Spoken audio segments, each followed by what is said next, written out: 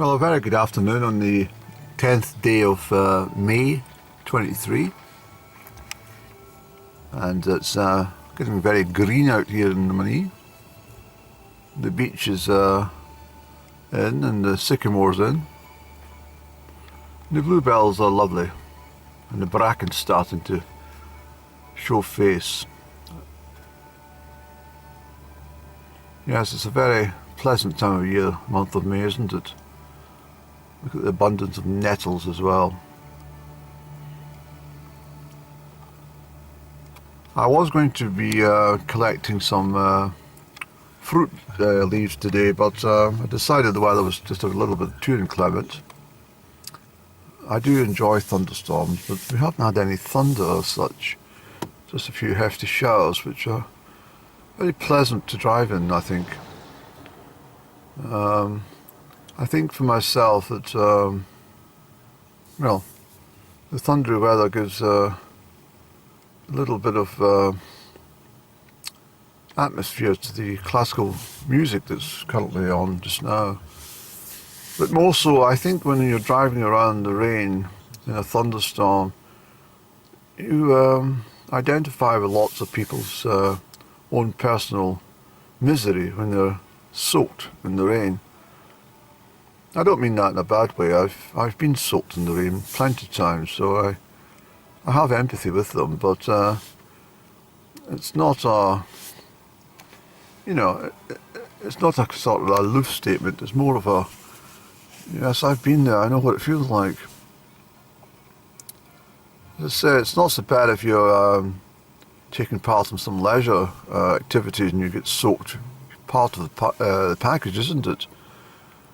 But if you're just doing your shopping or you've just been to the hairdressers and you come out and you're met with a torrent of water, it's not very pleasant, is it? Especially if your shoes go all squidgy. Nothing worse than having squidgy shoes, especially if you walk into the supermarket or something and the flooring amplifies their squidgy shoes.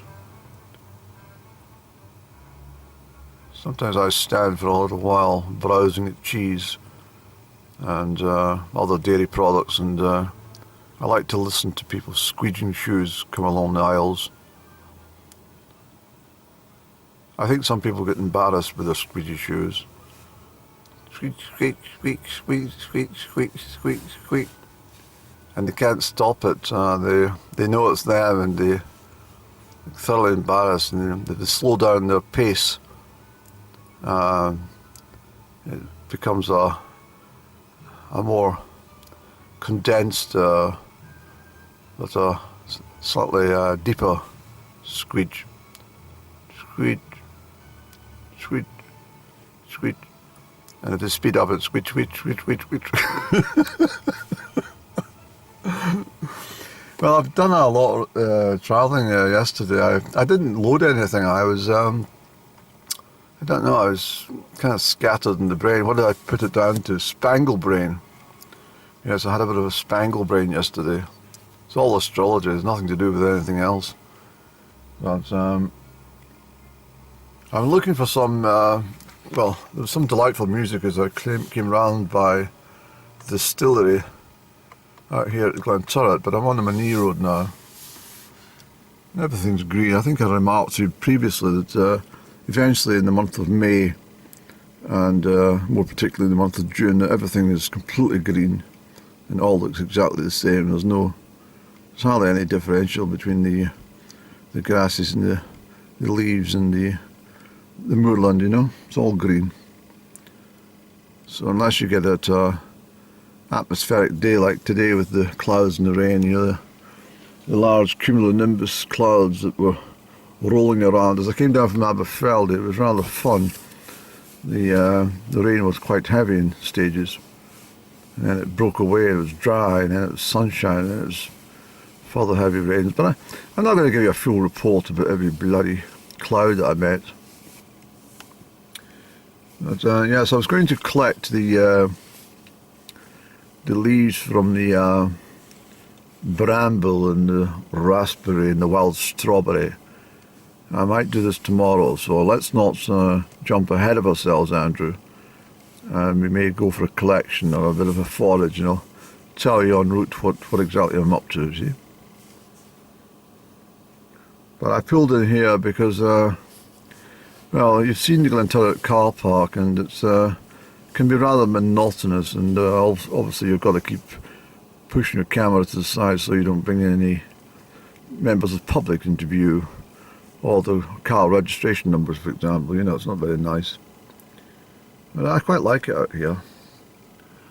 It's a place I'm very fond of, just sitting and looking at this part of the world.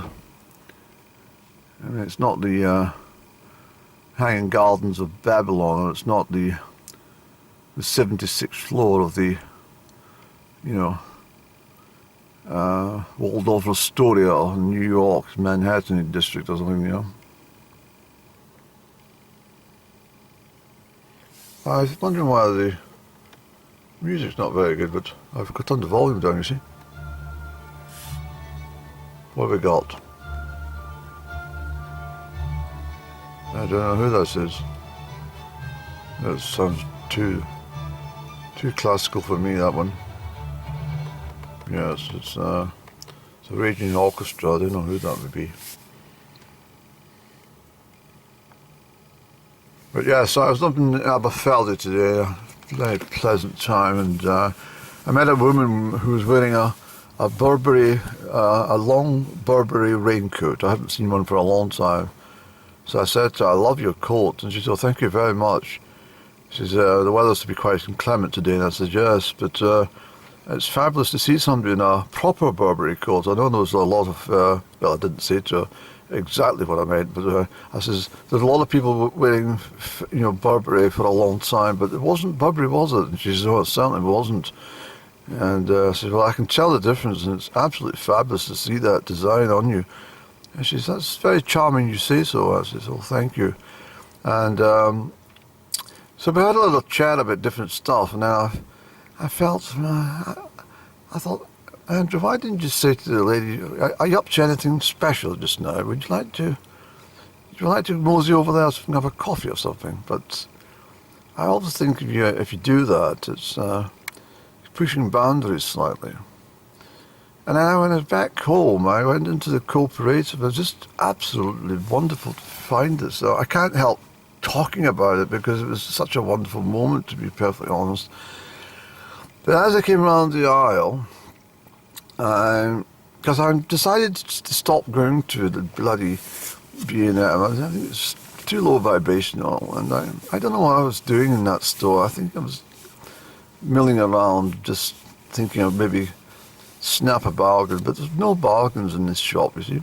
But I was in the cooperative, and I decided that, oh yes, I was wanting some red Leicester cheese. Fulton and Mason couldn't deliver any, didn't have any, you see. It's all Stilton with these people.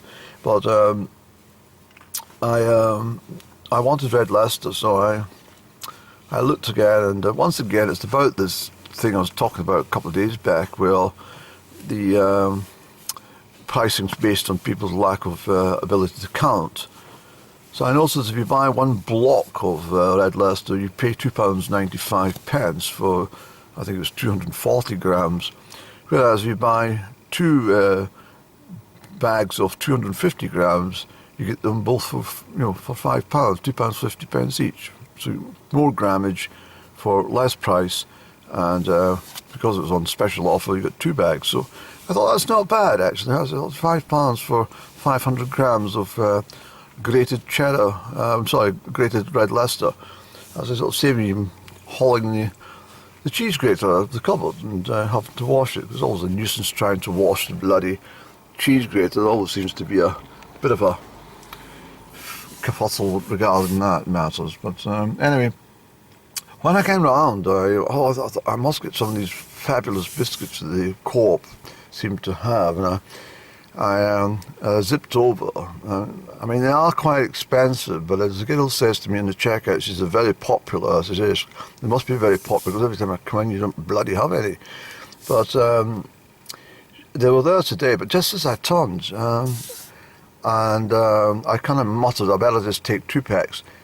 This fabulous, absolutely fabulous looking girl. I mean, most enormous, beautiful smile. And she was absolutely double of somebody I used to, I used to know very well. And I thought, why did you not just say hello? But it was the wrong angle. She came too quickly and she kind of smiled at me, and I didn't have enough time to get my breath changed from when I was talking about these bloody granola biscuits. So and then I thought, well, where the hell is she? And she was gone. She just appeared and disappeared.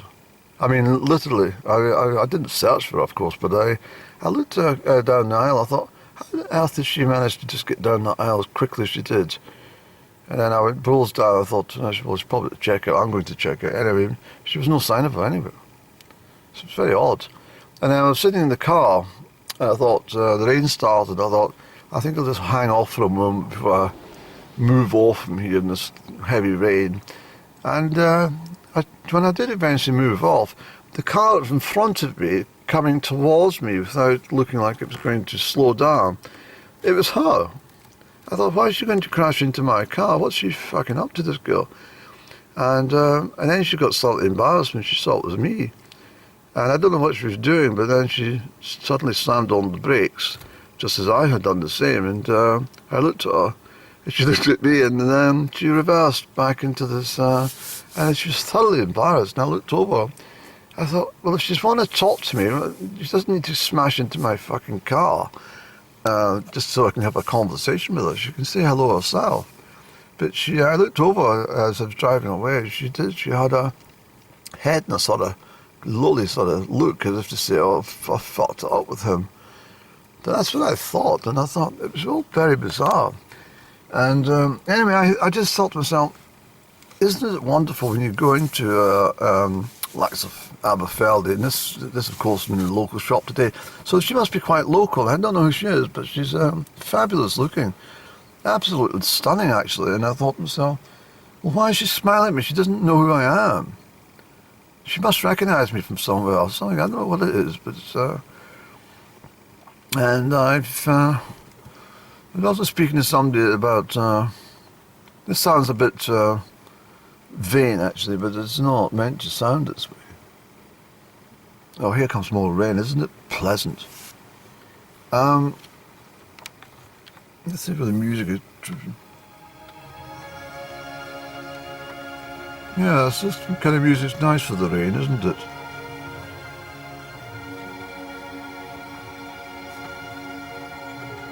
Oh, I know that piece of music.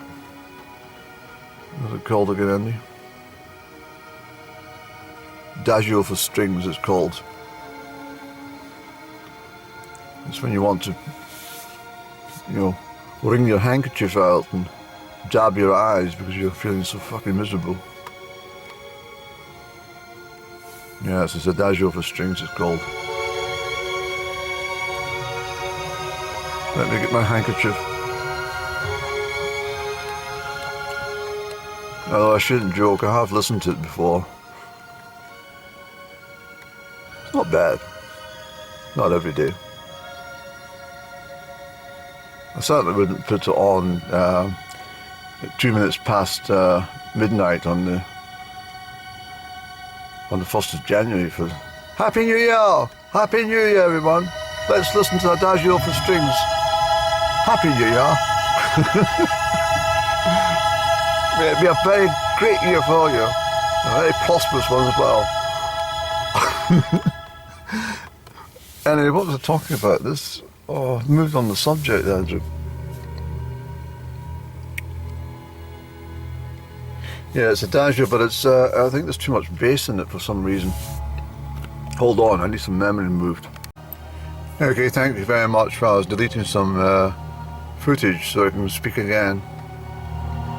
Yeah, there's too much bass in that stereo unit of mine, this vehicle, to sort it out actually.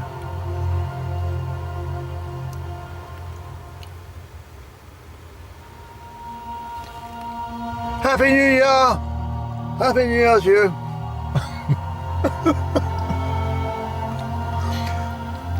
sherry? Would you like a sherry? Or would you like some port? And is there anything cheerier for the music wise? Oh no, I love this.